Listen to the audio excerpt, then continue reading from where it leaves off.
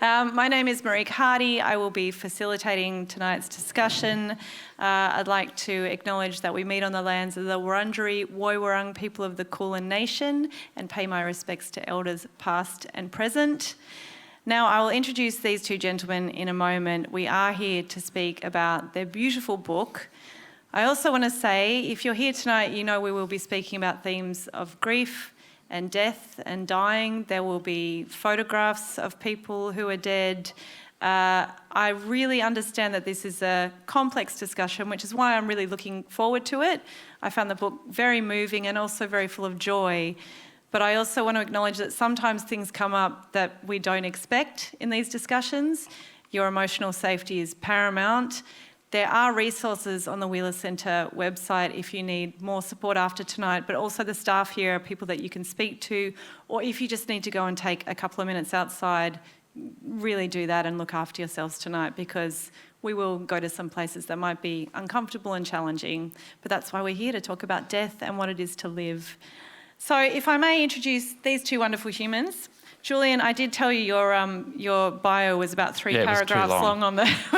But Julian Kingma, whose beautiful photographs you'll see tonight, I might actually start by putting this gorgeous book up here. I've never had a clicker before. Oh, look. So excited. Julian started his photography career at the Herald in 1988 and has been very in demand ever since. He's been awarded Quill Awards for Best Portrait and Best Picture Story, in addition to Australian Nikon Photographer of the Year. His work is regularly exhibited at the National Portrait Gallery in Canberra. Please welcome Julian Kingma.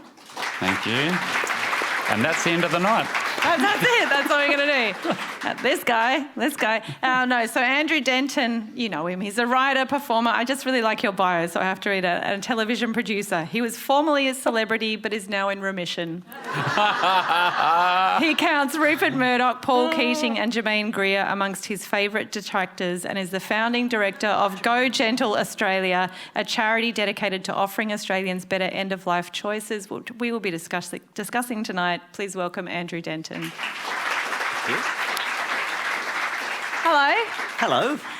Congratulations on your beautiful book, both of you. It's a book of photography and stories, and I want to talk about so much in it, but I guess I want to start with voluntary assisted dying. It seems like something that's been politicised, it's been through the courts, it's been, Andrew, you've fought very hard as well, but this is a book about humanity. Yep. This is a book about humans. Why do you think that these sort of books need to be in tandem or parallel to the activism work? Well, I think there's something more powerful you can give people than an argument, and that's understanding.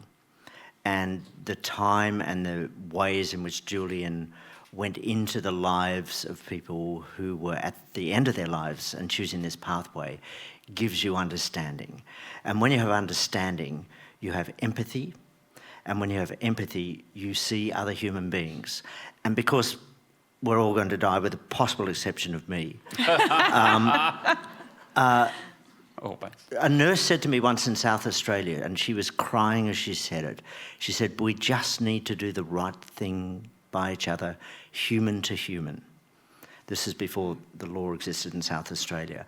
And so I think a project like this, and particularly because it's still photographs, where you can look and look and look and take what you need and what you want, and sometimes what you don't expect, I think that enables us to see not just that human, but myself as a human at the inevitable end of our lives, with the exception of me. Yes. I do think there's something in that, and I think I will speak later on about your fear of death, Julian. And we do talk about, or we make jokes about main character energy, is that everyone's going to die, obviously, except because... Andrew's not. You've both seen close up, particularly Julian, you with these subjects. You've watched people die, but there's still a sense that we intellectualise it and say, but surely not me. And are you hoping this book will create those threads for people, even though they've lost a partner or a parent or something, that they will start to understand that this is a shared lived experience? Yeah, I think so. And I would say, and Jules, you should speak, but the other important community that we really hope will read this book are health professionals. Yeah. Because many of them have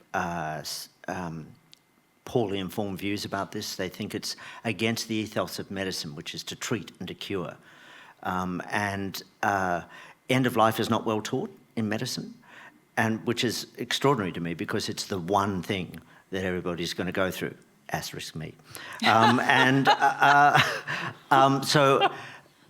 Because these laws have been in existence now in Victoria for almost 6 years and around the country at different time frame, there's a workforce issue.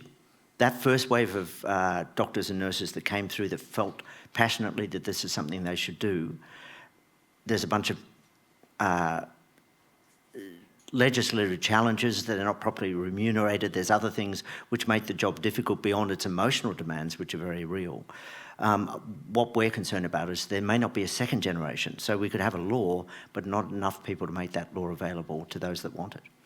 Yeah, there's a great section on carers in the book, which I do want to get to, but maybe we should boil it back to the very kernel of the book. And Julian, your photography in this book is so beautiful. Thank you. It's a very moving book. I said before, strangely, it is a very joyous book, I think, perhaps. I would agree. So you connected with Andrew because you heard him on the Better Off Dead podcast. And, exactly, yeah. And we don't have to psychoanalyse you and your fear of death, but no, it was don't. something that you'd been thinking about. And what was it about hearing Andrew on that podcast that kind of began this journey for you? It started during COVID. It actually started with me wanting to just do something really meaningful because I had a lot of time on my hands, and I was sort of dissecting my photography career. I'm thinking COVID, and I was starting to panic.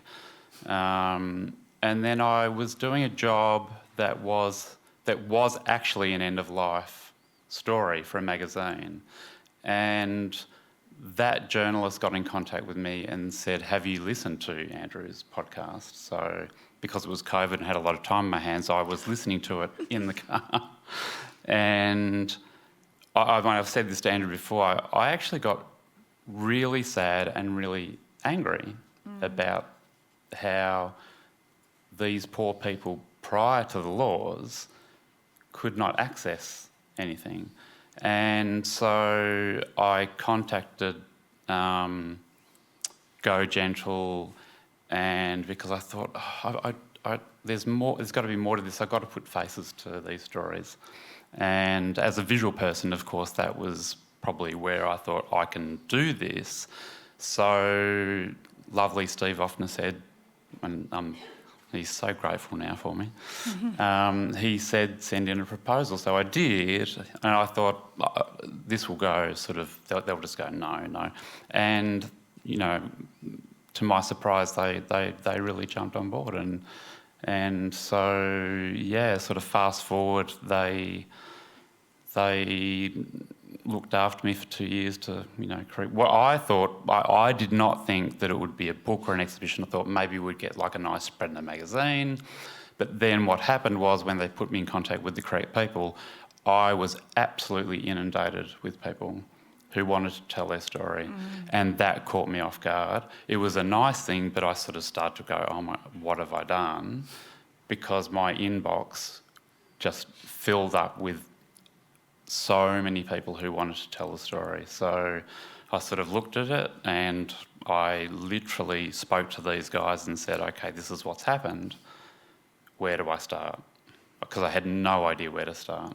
And so how did you start sifting through all those stories? I literally looked at one person's name and it was Sue Parker. And thank God for Sue Parker, because Sue Parker was this wonderful woman, ex-nurse. I've got Sue's photo here, I think. Yeah. Rang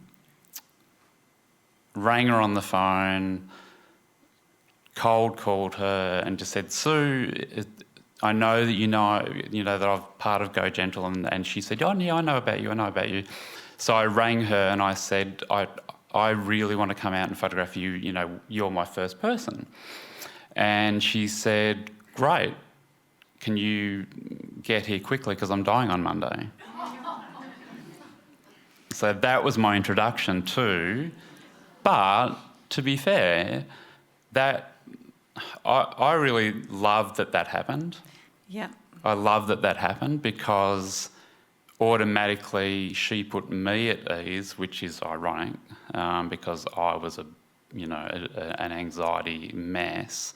And it was really lovely to sort of have that conversation. And so, yeah, she was my first person, and so I, went and started to photograph Sue, and Sue's, before I even got a chance, she just started plying me with alcohol.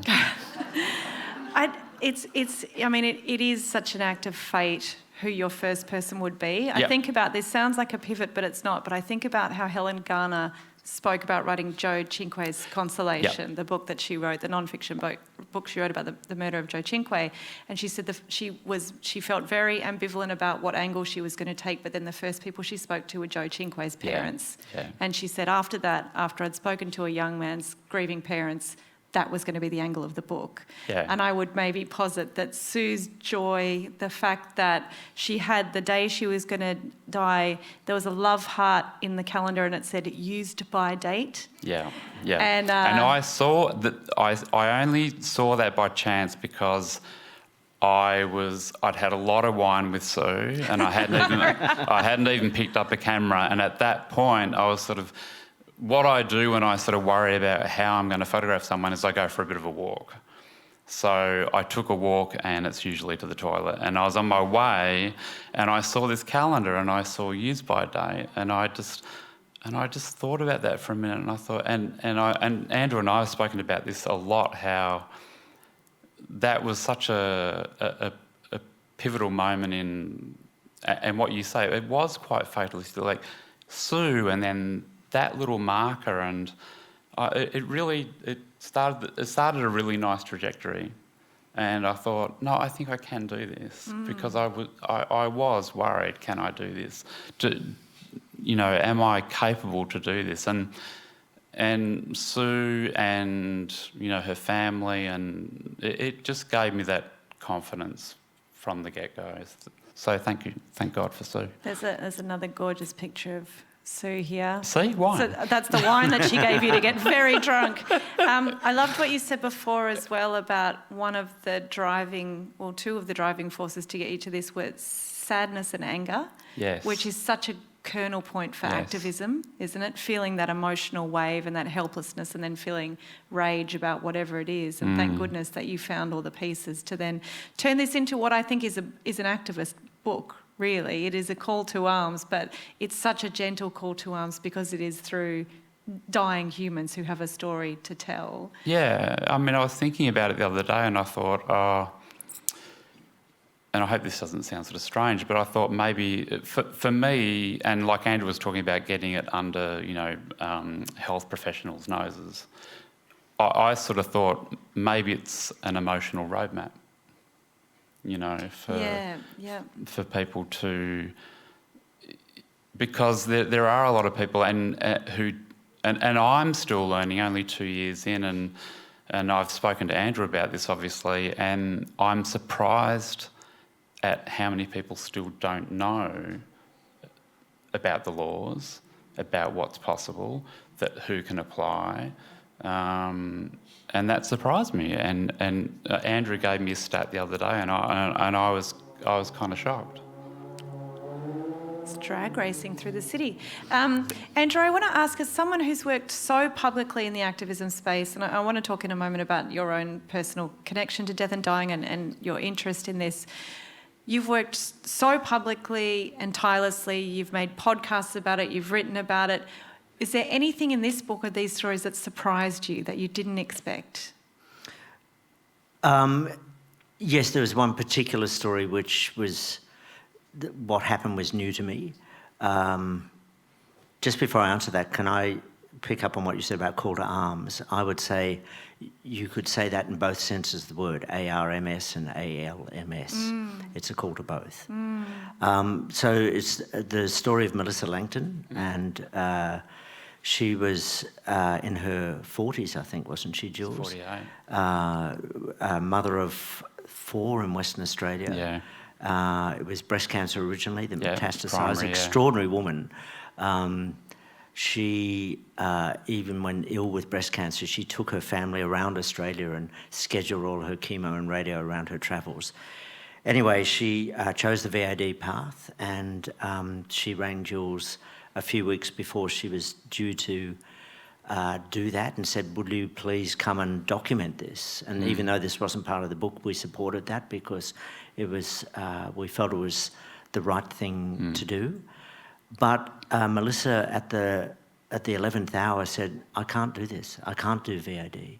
I can't farewell my children. And it was both utterly understandable and completely heartbreaking. Yeah. And I will say that she has died, and she was gently palliated to her death, which is the result you want. You want people to die as is right for them. But that heartbreak for her, and she didn't want her children to get the sense that she had made a choice to spend one less minute with them. And even though that's not in the book, there are other elements of this in the book. I think it's really important to emphasise that this is all nuanced. VAD is not the answer. Palliative care is not the answer. Religion is not the answer. There are many answers, and sometimes they're all three of those things. And anybody that tells you in this space that this is a black and white argument has missed the whole point. Living is complicated and dying is complicated too. And that really comes through in the book. It's not, as you said, for Melissa's story, but there are so many stories where we meet people, they've got, and I want to talk about the process about VAD in a moment, but they've got what they need to end their life on their terms, and they get too ill to make that decision, they have to go into palliative care. So it is a book that does show all those different paths. But maybe for a moment, let's speak about the bureaucracy of VAD, if in terms of it not being an easy path, because it's not just call a doctor up. Can you maybe kind of succinctly describe, even though it might be difficult to say something that is so bureaucratic and so complex, but what are the steps for people? Well, let me take you through the many codicils and clauses of the legislation. I'd love to do that for you, Marieke. Thank you. So as it should be, if you're assisting somebody to die, it is a significant thing to do. So there are many safeguards built into the law, and I would summarise them basically as this. In this state and mostly around the country, you have to be terminally ill, you have to be suffering unbearably in a way that is unacceptable to you. That has to be determined by two doctors independently of each other. In this state, a specialist in the disease in which you suffer. You have to be mentally competent. You have to demonstrate this throughout the process, not just once, but multiple times. You have to be an Australian citizen. You have to be over 18. Being mentally competent, you can't choose this simply because you have a disability or a mental illness, but that does not exclude you, which is important because that's about nuance.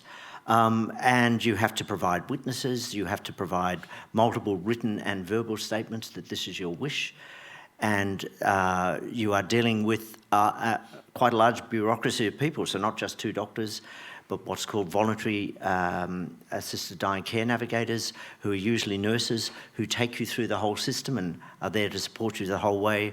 Then there's the statewide pharmacy service that come and bring you the life-ending medication. They take you through a whole series of steps to explain how you administer that, and you have what's called a contact person, usually a family member, whose job it is to often help you mix that medication, or if you don't use it, to return it. So one of the many accusations in the debate about this law was that all these vulnerable people will be coerced to their deaths. It's a difficult thing to do in actuality. It requires a lot of steps, and at every step of the way, you have to ask yourself the question, is this what I want? And it's an incredibly difficult thing to do intellectually and emotionally. And even though you could never write this into a law, without question, and from every ounce of experience that we have from this law here and overseas, the greatest safeguard is that a very particular kind of person chooses this path. You would have read the story of Robert Walls this week. So he typifies the kind of people that choose this path. He had a deep personal experience with his own wife. He was suffering himself enormously, but he was a man used to being in control and who had the intellectual capacity to override that deepest of our primal fears, which is fear of dying, to go through these steps. But even then, almost a third of the people that legally get this right choose not to use the medication, some because they die, others because, like Melissa, they just, in the end, they can't do that thing. They can't farewell everything, which is what death requires in that conscious way. I saw a quote, I think, from Robert Wall's son saying there's a perception that we have of someone kind of dragging their heels towards, the Grim Reaper. And he said, my father skipped down the corridor as though a load was lifted. And I found that very moving. And I also thought, because we did speak about discussing Robert Wall's tonight, the people in this book are someone to the people that love them, but not public faces that we would know. How does it change the public conversation when someone who is a revered public figure makes this choice and does so publicly? I think it helps normalise it. And by normalise, I don't mean popularise. I mean, it's just, this is a legal medical choice. This is a choice that's right for some people. There is still extraordinary stigma and taboo around this. I literally, just before I came here tonight, had a drink with a couple of friends, and I didn't know that one of them, their stepmother, had used VAD. And it was the first time she'd discussed it with anyone outside her family. And that has an actual impact, because there are still many within our health professions and within our parliaments who don't just disagree with this, they don't think it should be a legal right. And there are still too many within our healthcare system who genuinely obstruct people's legal choice. They make people feel guilty. They use the system to obstruct them. They threaten doctors that offer VAD as a service within their own profession with lack of promotion. We need to move beyond that. We need to, of course, embrace people's right to conscientiously object and their religious and moral beliefs. But the whole point of this law was to stop those being imposed on others who desperately needed this kind of choice. So I think this conversation is very important. And I look forward to the day where a death like Robert Wall's is not news, because it's like, yeah, that was a choice he took, and that's fine. And so those health professionals you were speaking about before, I mean, it's not just that there's not enough of them, because even the way that you describe the process, it really does take a village in this sense to help someone make that choice. But also if they're copying it on moral grounds or from their peers, and how do they build that resilience in what is already a very challenging moment for them and can bring up things that they don't expect as well? Very difficult. My favourite example of the kind of attitudes that exist was an oncologist here in Victoria, and she wrote an article for The Australian basically saying these laws are an outrage, and the thrust of her article and the headline was, "Autonomy, it's not about you." Incredible. Julian, I want to speak a little bit about your creative process, if I could. We celebrated Sue, who just, she jumps off the page, and I feel like the beginning of her chapter is, how are you? I'm great, I'm dying today. With big, she was so ready for it.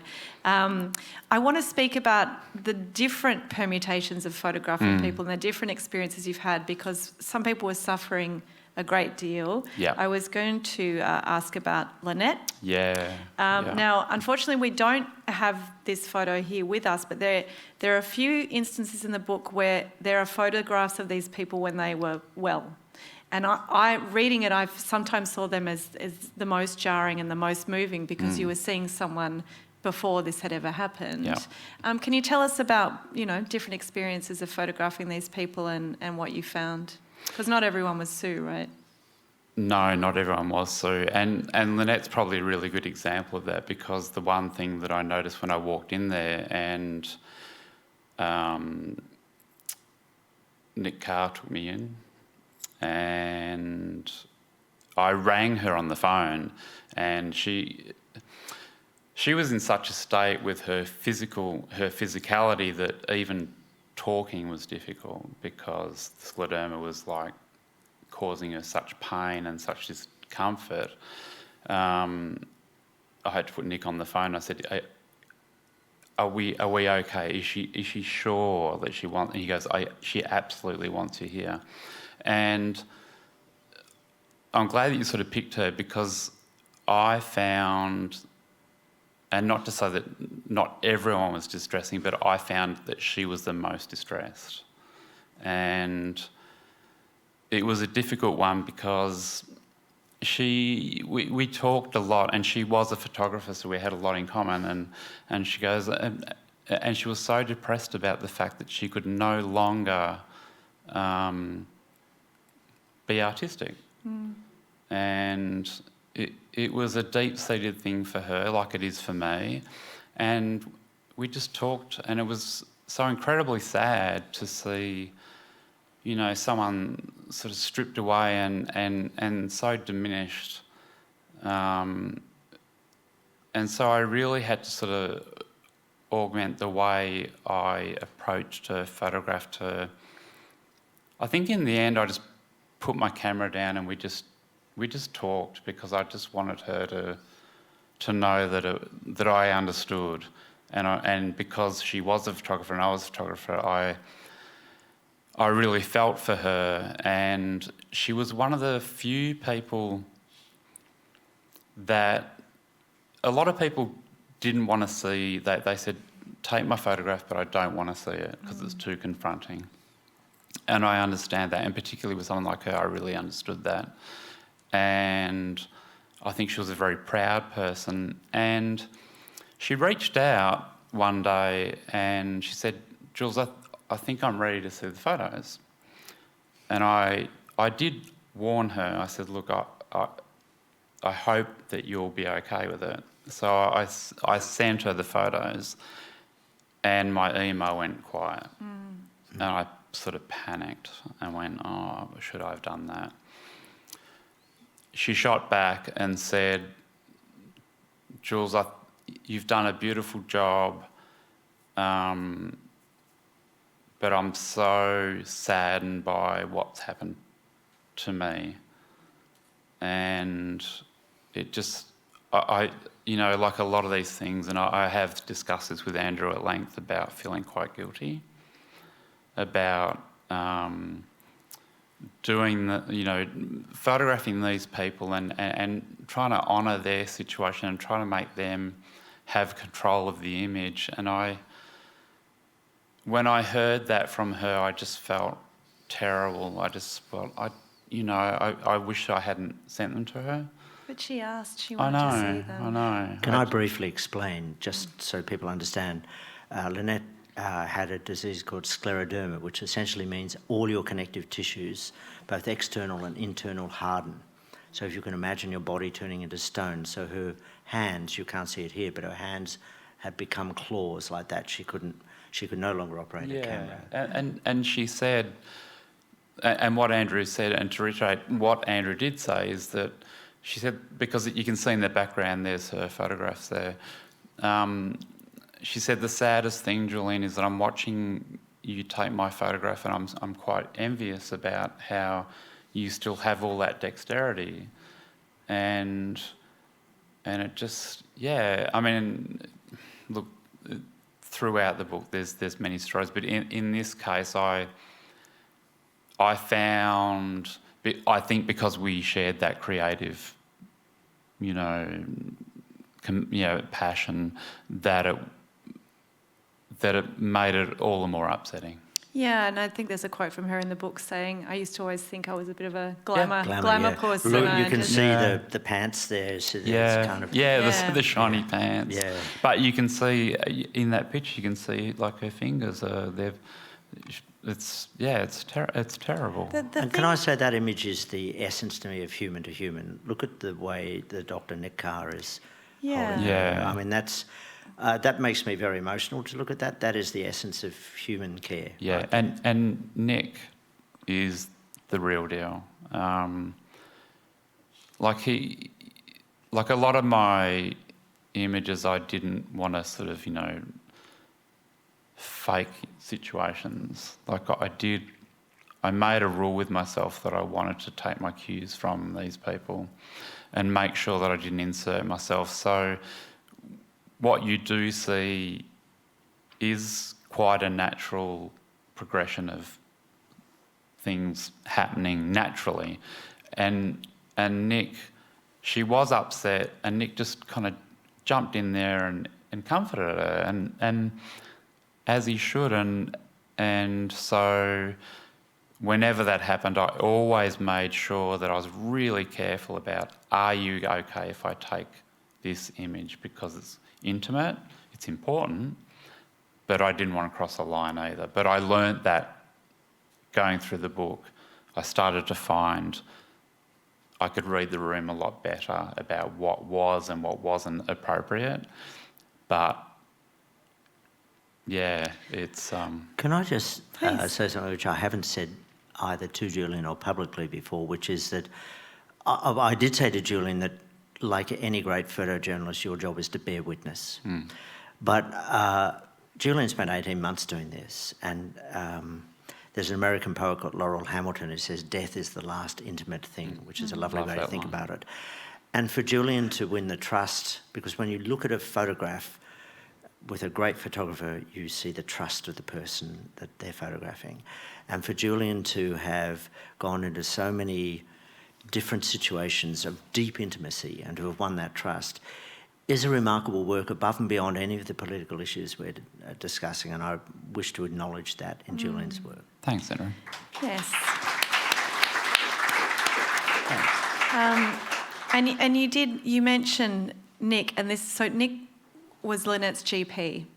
And I think there's quite a few pictures in the book where you feel that, I mean, the people who are, if we get to bear witness to someone we love dying and what it is, the profound feeling of being in that moment. But I mean, I think we all know what it's like that when you're suddenly desperately ill and nurses become the most important person, and the people who are by your bedside, the people who are tending to you, but the relationship between often a GP and someone who has chosen VAD is quite nurturing. I think in the book it mentions one of the houses you walk into, someone has a picture of their GP on the mantelpiece next to the pictures of their kids as well.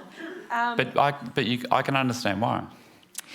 Why do you think, you spoke about how much suffering Lynette was experiencing, but how much she wanted to do this. Why do both of you think that people so deeply wanted to be seen in this way and to have all of us bear witness to what they were going through? I think it's because it was important for them to explain what these laws are and what they mean. And and I've seen this, I saw this in the fight in this state and around Australia for this legislation. It was an extraordinary street march of ghosts. It's a series of demonstrations unlike any other we saw in this country, which is people who were dying, that took their last days and weeks and months to be heard in the houses of power to change this law. And in the case of these people in Julian's book, they're sending a message. There is help for you if you choose it and if you want it. They're sending a message to health professionals, please step up. And they're sending a message to parliaments, including this one in Victoria, which is hopefully going to amend your law to make it more accessible, which is, this is good, but it needs to be better. Yeah, I would agree. And also, Marieke, and upon reflection over the 2 years, what Andrew said is 100% right. Not a single person, not one in this whole book, rejected or retracted or decided they didn't want to tell their story. If anything, they were more verbose. They were more... that I would get phone calls and they would say, when are you coming back? When are you coming back? We've got more to say. And because I did go with my iPhone and I would run interviews and ask them questions, like they just wanted to talk. They just wanted to talk. And I got this sense of sort of desperation and loneliness, and the one thing that I could give them was that time. So I let them talk, and by letting them do that, I felt maybe it was quite cathartic. They were lonely. Maybe it was nice talking to a stranger that wasn't family, like it was someone that they could just really be honest with. And they really were honest, like they were so honest with me. So that felt like a privilege. And it certainly made my job a whole lot easier because it meant that they gave me like that emotional access straight away. If I could just pick up on the word lonely, I don't think what Julian means is that they didn't have people around them who loved them. When I first started on this path, there was a former palliative care nurse who I met in Inverloch here in Victoria called Ray Godbold, and I visited him over several months, and the last time I saw him, the first time I'd ever seen somebody literally falling apart. And he had this fabulous family, and we were sitting on his bed as they were all in the kitchen preparing a meal. We had lunch together, and he just said to me, I know they love me and they couldn't care for me more, but it's so lonely dying. And I think that's what the lonely is. It is. Yeah, I agree with that. I wanted to speak a little bit about suffering and what you said before about the steps, you know, those myriad steps to be, that the suffering has to be unbearable to you, and how that fits in with all of our perceptions that there will be a happy ending, that there will be a way out of this, that there will be hope. We all, you know, you see the miracle stories of I was told I had X amount of months to live and I didn't even do treatment and, you know, now I'm fine. And all of us have that, I think. In any capacity, we think that we will be one of the lucky ones. The bravery in people getting to that point, what is the tipping point? For a lot of them, a lot of the people in this book, it's about losing their humanity, isn't it? Becoming... What do you think becomes that tipping point for people when suffering is too much? What did you see, Jules? It's tricky because I remember that we were on radio the other day and you said death is complicated. And every single person that I met, it's complicated. It was a hard thing to untangle. I think, like, I know we're going to talk about Nigel later, but Nigel, who was the truck driver from the Pilbara, he said to me, I didn't choose this cancer, chose it for me. And he found this space and this resolve, and I think that maybe what I found is that they get into a space where they've accepted it, I don't know how, because I can't imagine how that would be, but I think that they all got to a point where they accepted that they were going to die. They'd made peace with that. I think it's the families around them that potentially struggled more than that, because I remember Phil O'Keefe saying to me, who was the patient who had MND... I've got a picture of Phil here. Yeah. And I remember asking him, are you okay with this? Like, how do you know... because he was on the fence about whether he was going to pick a date. And he said to me, he goes, Jules, I've lived with the idea of dying now for such a long time that I am comfortable with it. And unlike Melissa Langton as well, I think that the family wasn't ready. They just weren't ready. Why do you think it's really interesting what you said, that most of the people in this book, and really acknowledging there is not one umbrella reaction to all this. It's not all of them have made peace. There's a lot of fear. Yep. I think Nigel says he's shit scared as well, and I think that's just as important to acknowledge. I don't think everyone's saying, this is my decision, I'm very happy with it.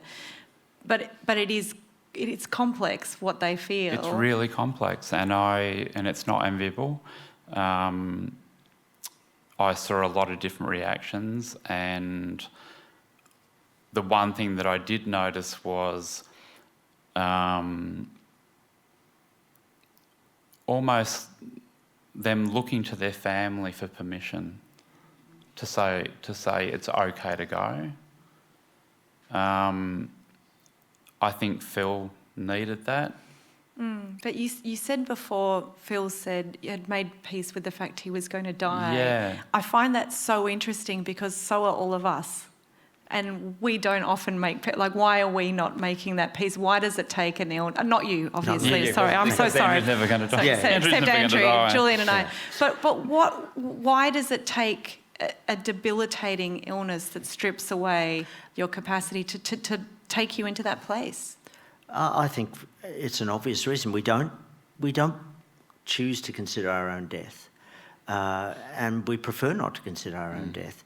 And I've discovered there's a much scarier C word than cancer, and it's cascade. And it's when an illness suddenly and other things start to fall over. And I'm lucky I'm a lot younger than both of you, but and better looking. Yeah. But I'm sure many people in this audience can relate to the idea of you feel your bodies start to go twang and crack and pop, and not in the rice bubble way, and you suddenly become aware of your own mortality. Tom Wolfe wrote about this. He said, there's an invisible string that connects you from your 40s to your 60s, and at some point not only does it break, but it will break, and when that happens, suddenly it all becomes clear to you. I'm glad you raised the question of suffering, because it really is at the heart of this, and suffering is not about pain. Many doctors who argued against this law kept going to pain. We've got powerful drugs for pain relief. But suffering, and you can see that manifest in that picture of Phil, suffering is, I think it's about two things. First of all, it's about imagine all the things that make you, you, and imagine them being taken away one by one. And there's no reversing of that process. So that will be the process for the rest of your life. And the second thing is, there was a beautiful palliative care physician I met in New Zealand who spoke in favour of these laws when all her peers were against her. And she said something which I've never forgotten. She said, the pain of watching your family, the suffering of watching your family as you die is just as intense as the suffering that you feel. In other words, their pain is also your pain. And I think those that that choose to argue against this do not comprehend actually what suffering is. They think it's something that could be measured out in drugs, or measured out in doses, or measured out in Christian love. It's very, very complicated, and it's not just about what's happening to you, it's about who you are and how you relate to the people that are important to you. Even though at its heart this is a book, I think, that is an invitational book to think and discuss VAD, it does seem to be a beautiful reminder of what choices we make and how we live, how we want to live, but also how we want to die. And I think Phil is a beautiful example. So on Phil's last day, he had tickets. He gave all the people there admit one tickets. And then when it was nearly his time to go, he scrunched up his ticket and threw it. There was a sense of theatre to it, wasn't there, as well? Did you find that everyone wanted to have... There's always like a glass of whiskey or a favourite song, or there's a bit of a party element to it. Did you find that, Julian? I think in Phil's case, that was definitely... That admit one ticket... just to make it sort of extrapolate that a little bit more, he talked about, because I remember when I was talking to him now, and I was interviewing him, and I said, but what do you mean by admit one? And he goes, well, you've got one life. You need to treasure it. You need to look after it. You need to do the things you need to do. He talked about, and not many people know, I learned it off my kids, FOMO. He always said to me, he goes, my biggest problem, Jules, is I don't want to die because I have fear of missing out. I don't want to miss out, but I know I'm dying. I've lived my best life. I feel comfortable with it. The admit one was like, it was a use your life wisely. You know, don't leave a stone unturned. Do what you've got to do. Be brave. Do all these things. And for me, that was heartening because, you know, this was someone that I didn't know very well. I got to know him very well. And I think that that was quite a theatrical way. Not everybody was like that. Like, they weren't. Like, some people were very quiet about it. And of course, I didn't watch everyone die. But people have different versions of themselves, and that's okay too. And it's tricky. It's tricky to know how to go. To give you some sense of the range, so some people have parties. One person that I know of, their last day they spent clearing out their inbox, so it was completely empty. One person who I was told about who actually went to Switzerland, where they have different laws to be assisted to die, and I wish I had known this person because hats off to him. His last words as he was injected, his last words to his family were, "The treasure is buried at..."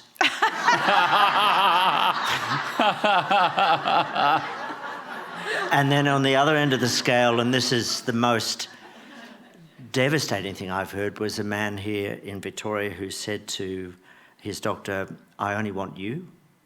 I only want you and me. I don't want the love of my family holding me back." Yeah. So people die as they are. It's often personal stories that take us to, I spoke about sadness and anger before, an activist space, but it's often seeing someone we love die in pain or suffering that you start thinking there must be another way, which is why we're here tonight having this discussion. And Andrew, if it feels okay for you, I know you've spoken about the death of your father before and how profound that was. And if I may also add your friend Sal, who is someone that used a law that you helped bring into practice. Can you talk us through that? So this was at the height of COVID, and this was a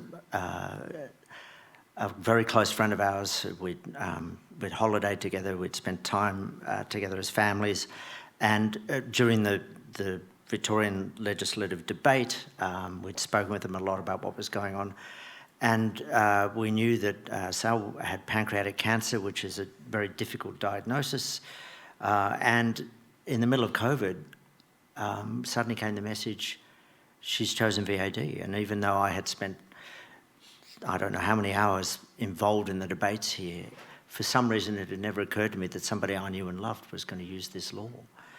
And it brought home to me a couple of things on the day when she was scheduled to die.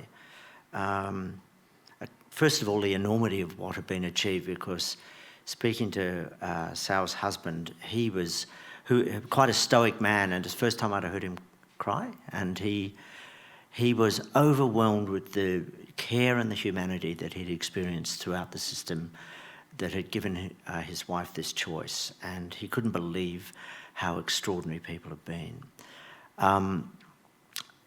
But nonetheless, there was this appointed moment in time, and as he spoke, I understood the enormity of what had been achieved in this state by your government. Do not ever underestimate the revolutionary act that happened here, because the forces against were amongst the most powerful and deeply vested in this country. But the second thing was, for all the time I'd spent on this and all the arguing I'd done, I had never had to deal with the knowledge that somebody I knew and loved was going to use this law. And I remember with Jennifer, my wife, in COVID lockdown, we poured a couple of glasses of whiskey, and I remember watching the clock as the time ticked down, and time won't stop. And I was really jangled. Not so much with the thought of my friend's death, but that she could walk towards this, that she could fare well, what Mary Oliver refers to as your glorious life, that she could farewell everything, she could farewell herself. And at the moment she died, I felt very emotional, but not so much for her death, more for just the richness of life. It was And that's what I think this book is about too. People say, oh, it's a book about death and dying. Yes, but it's a book about life and living. And again, I just feel so grateful that this isn't going to happen to me. But it's rich stuff, life, and I recommend it.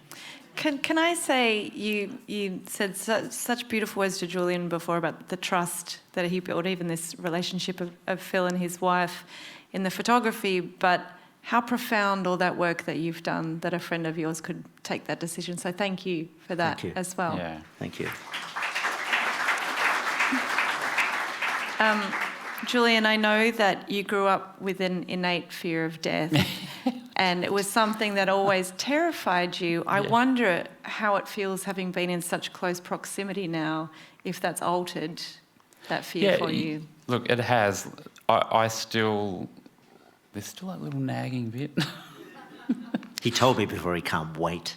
That was before coming on stage. Yeah.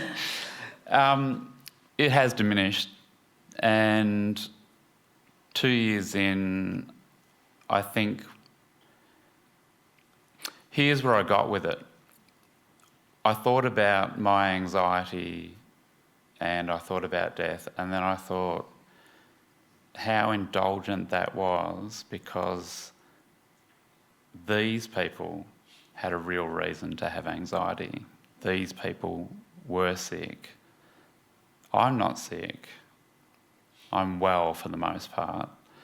So I sort of thought, I had a really good talk to myself and I said, how dare you have those feelings when it's, you know,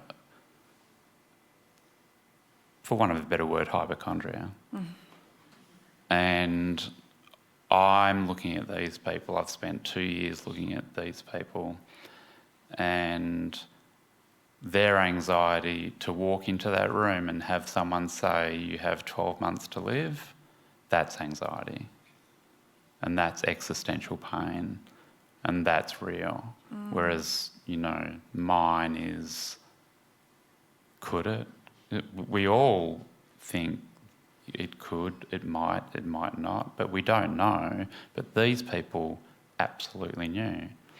And so my anxiety, it should pale, and I should have a really good look at myself. I think I read somewhere you saying as well that if someone had, well, not knocked on your door but approached you if you were in their position, that you wouldn't let them into the house to photograph you. Do you still feel that? Yeah, I do. Really? Yeah, I do. Why? I would love to say that I'd be different. Look, actually, you know what? To be fair, if I'd ask me that when that actually happens, because I think that maybe I would be ready to do that, you know, because if these guys had the bravery and the courage to do it, then maybe so should I. But what struck me the most was how open they were to a stranger. That's what really got me. I think it speaks to how beautiful your art practice is, and obviously, as Andrew said before, the trust that you drew in. And I did want to end with a couple of my favourite pictures from the book. This is Nigel, there was lots of Morty ritual in how he died, and he was the one who was shit scared, who said, scared. Cancer, I didn't choose cancer. Yep. What was it for you to be in the room? I always get upset with this. Do you feel okay talking about it? I'm fine. Okay. This was the one that really drove it home for me about, you know, my sort of anxiety. I just remember I pulled up 2 houses shy to just compose myself, because I knew that Nigel always sat out the front having a cigarette. And I didn't want to just pull up and then, you know, it be about me and start crying, because that was likely to happen. So I was 2 houses back and I had my cry then, and then I walked in and I sat out the front with him and he had a cigarette, and I did, like he said, I ran that tape and I said, "Are you okay?" And he said, "Jules, I'm okay, but I'm shit scared." And he said, "Because I don't know what's next. I don't know what's to come. Will I see my father again? Will Kath be okay?" And he, and I've said this a lot of times, he and Kath were the most incredible human beings, and they had this love affair that was cut way too short. And that's not to diminish everyone else's. I'm just using it as an example. Because they did open their doors to me from, I think I spent 4 visits. So that's a long time to spend with a couple who were considering this. And then when it got to these last moments, it's things started to get, tense. And we were talking about people who have, pre-funerals, and because they can't do this bit. And it's fair enough, because it's heavy going. And in the end, all of Nigel's and Kath's friends, basically, they just couldn't come in. They waited outside. I think it was me, I think it was his mum, and a couple of navs and a carer. And so it was very intimate, and it was confronting. And I know I've said this, and I said it to Andrew too. I said it wasn't, none of it was depressing. It wasn't depressing. In fact, it was empowering, but it was just incredibly sad, because no one wants to lose somebody, irrespective of what their illness is, how long they've got. But to make this decision, I can't stress enough about how that watching VAD like that in front of me and photographing it, and I said I was never was I in any doubt about whether VAD was correct, but if ever I was, I'm certainly not now, because that was peaceful and calm and beautiful and pain-free. And led to, I want to end with what is my favourite picture from the book. Yeah. Which is after Nigel's died, and the embraces of the family. There's so much hugging in both before and after his death. Yeah, and it wasn't overly dramatic. It was actually quite beautiful and serene. And I think that, it was good for Kath. It was the right thing to do. Nigel made the right decision. It was sad, of course it was sad. But I sometimes I am a little bit lost for words for that, because you don't need words with that photo, I don't think. No. What a privilege it is to be in this room together, hearing this conversation. There is an exhibition of the photographs in this book which opens this Wednesday at Soul Gallery in Fitzroy, 6 to 8 p.m. It's the opening night, and then it runs for 2 weeks. Andrew and Julian will both be signing books that are available for sale from our friends in Ramona Bookshop tonight. I hope you're all feeling safe. It was a very emotional journey.